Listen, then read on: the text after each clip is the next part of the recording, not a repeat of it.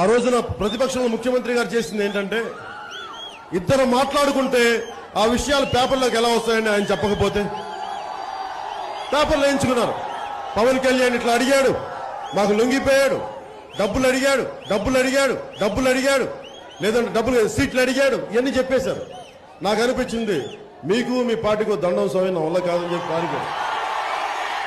TDP వాళ్ళు ఏమంటారు, వాళ్ళకి 10 సీట్లు 15 సీట్లు పడేస్తే వాళ్ళు అలా తిరుగుతారండి. పవన్ కళ్యాణ్ జనసేన సైనికులు మనల్ని కించపరిచింది. అది ఏమీ ఆశించకుండా సహాయం చేస్తే వాళ్ళకి వాళ్ళ కుక్క బిస్కెట్లు పడేసి 15 సీట్లు పడేసి ఇది వాళ్ళ అన్న మాటలు బాధ కలగదా? మనకి కోపం రాదా? మనకి